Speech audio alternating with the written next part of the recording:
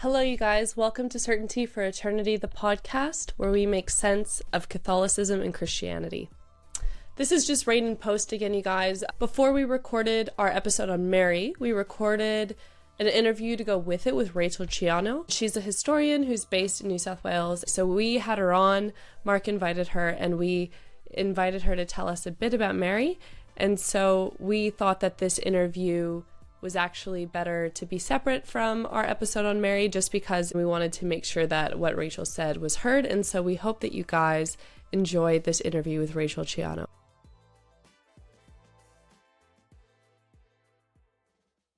Welcome, Rachel, to Certainty for Eternity, the podcast. Good to be here.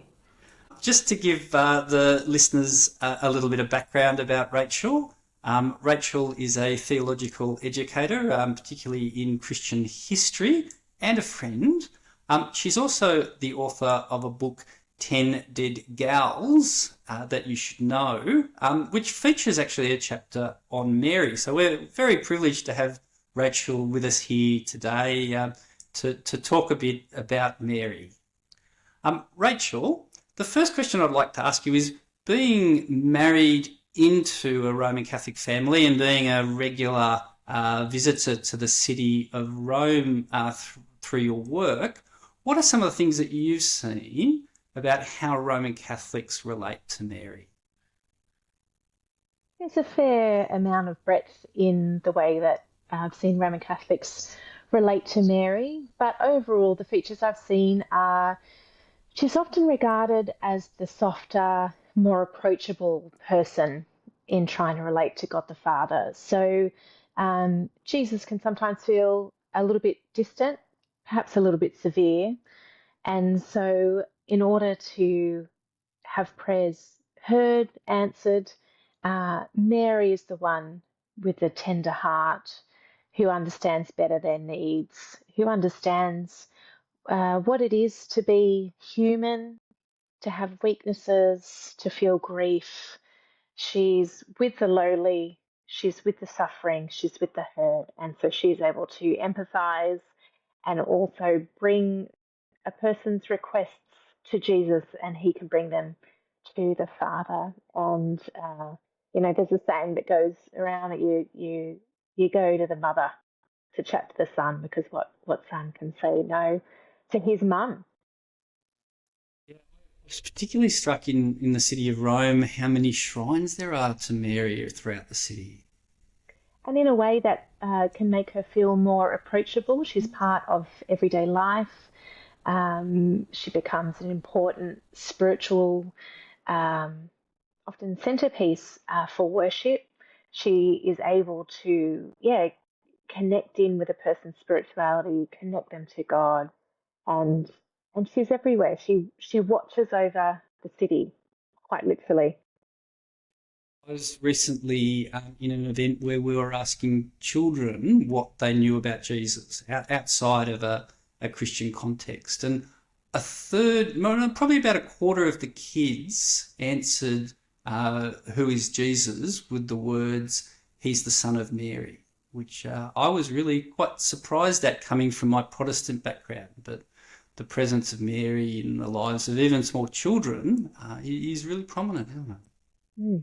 And that he is. He's certainly the son of Mary. And I think in a wonderful way, that affirms his absolute humanity.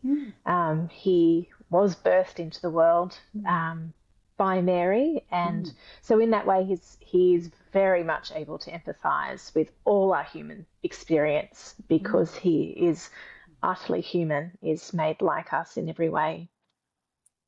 So in trying to understand these teachings about Mary and these behaviours that Roman Catholics have towards Mary, how can you help us to make sense of these teachings and behaviours within Roman Catholicism as a whole? The first way I think Mary connects with Roman Catholicism as a system as a whole is in that connection that we've been talking about. So there is an intimate connection between Christ and his church. The church is the ongoing incarnation of Christ. And so Mary helps with that. She helps connect the Roman Catholic Church to Christ. She is the mother of the church as she is the mother of Christ. And so that's very much on display. Another key element of the way that she relates to the whole system of Roman Catholicism is in her very nature. So there's a strong correlation between nature and grace within Roman Catholicism. And grace helps elevate nature, and nature is a conduit of grace. And so Mary is this, in a way, perfect example of grace elevating nature to the extent that she is so graced, she's so full of grace that she is able to say yes to God's plan of bringing salvation into the world through her Son. So at that crucial moment, she's so full of grace that she is able to answer in the affirmative, according to Roman Catholic doctrine.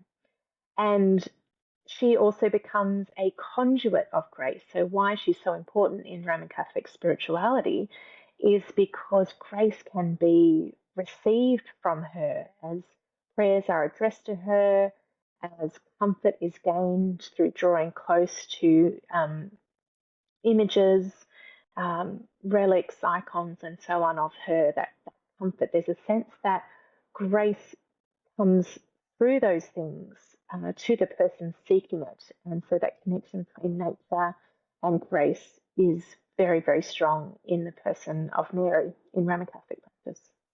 Rayne, you had a question about Mary? So, Rachel, how is it that the Mary that we see in the Bible and in the New Testament, how does she become this, the Mary that we see in Roman Catholicism that is almost a co-redeemer with Christ? That's quite a long arc of history, but I'll do my best to explain it. In the New Testament, we have a beautiful picture of Mary as a fellow disciple. She travels with Jesus. She is sometimes listening, sometimes resisting, but she is a picture of a faithful disciple. And the last mention that we have of her is in the book of Acts. She's in the small, early community of Christians, and she's there praying. Soon after the close of the New Testament, we have very different accounts of her. There are some early apocryphal accounts of her life, her birth, her Immaculate Conception, which means that she herself was conceived without sin, and accounts that she is ever virgin, that not only was Jesus conceived virginally, but also during the birth and after birth, she remains a virgin. So those are in some very early documents. So quite early on, there starts to be this thread that develops. A helpful picture sometimes in understanding Roman Catholic theology is a flower developing. There are early seeds, and over time, these flower and grow. And so there's quite a lot of history there that I won't get to, but in the last, say, 200 years, there's been some very big developments. And as Roman Catholic theologians would frame it, probably confirmations of things that were always true, but now clearly articulated and promulgated. And those two big ones, one in the mid-19th century, is the doctrine of the Immaculate Conception, that she was conceived without sin, that is promulgated as dogma. Now, if she is without sin, and the wages of sin are death, then the natural outworking of that is that she does not die. And so in the mid-20th century, another dogma is promulgated, and that is the doctrine of the bodily assumption, that as she approaches death, she is bodily assumed to heaven. So the idea that she is a co-redeemer is yet to be promulgated as another Marian dogma, but there are Roman Catholic theologians that are strongly pushing for that, and we may see that in the coming years. Mm. Thanks, Rachel. So, as you've expressed, there's quite a long history of devotion to Mary and a very significant theological development of Roman Catholics' understanding about Mary that you've helped us to tease out a bit today. Rachel, practically, how does that help us in our conversation with our Roman Catholic friends and family that are committed to and venerate and perhaps even worship Mary? So for Roman Catholic friends and family, the most important thing, I think, is always to very carefully listen. There may be a sense of these things about her, but they may not be able to articulate them as such. So going into rabbit holes of deep theology may not actually be helpful relationally and in conversations. You want to understand as best as possible on Roman Catholicism's own terms what is said of Mary, but that doesn't always help you. That can be good background, but not necessarily things that you need to bring to the conversation. So first thing would be listen very carefully. What does Mary mean to them? Is she quite central to their spiritual life? Or isn't she? If she is quite central, why? If she isn't, why? To be a faithful communicant as a Roman Catholic, those two dogmas we just discussed and others need to be held. So you could ask some questions around that. Sorry, Rachel, just explain the term faithful communicant of Roman Catholicism. Yes. So to be a faithful communicant, to be within the bounds of the Roman Catholic Church in which salvation is found, certain dogmas must be believed. It is not possible to be a communicant Catholic, someone who receives, who is in the family, so to speak, and not believe these things about Mary. This is part and parcel of being a faithful Roman Catholic. And so you could ask questions around their prayer life. You could ask questions if they do feel more comfortable going to Mary. Why is that? And I think in all this, we want to offer a bigger picture, a bigger vision of the closeness and care of Jesus. Because if Mary is the one that is seen to draw closer, actually Jesus draws closer still. If Mary is supposed to be the one who understands what it is to be human, actually Jesus understands more so what it is to be fully human. He empathizes with our weaknesses in a way that Mary doesn't ultimately. And so if they're looking for comfort, actually that comfort is going to come through the person and work of Jesus Christ, not through Mary. And I think in all that, maintaining respect and gentleness and kindness in our speech is paramount. No one is won over by an argument, and those can be quite unkind and cruel. So being very careful with not only our words but our tone is really, really important. Thanks, Rachel. To sum up, would it be right to say it's a battle of loves to show that the love of Jesus is even more attractive than the love of Mary?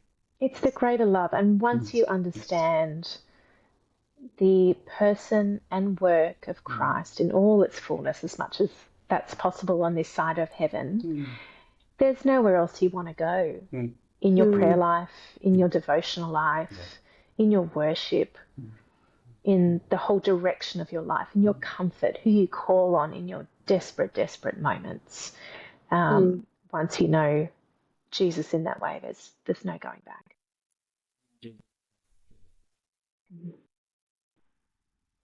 Thanks, Rachel. Really appreciate your insights and comments today. Have a great day. Thanks, Rachel.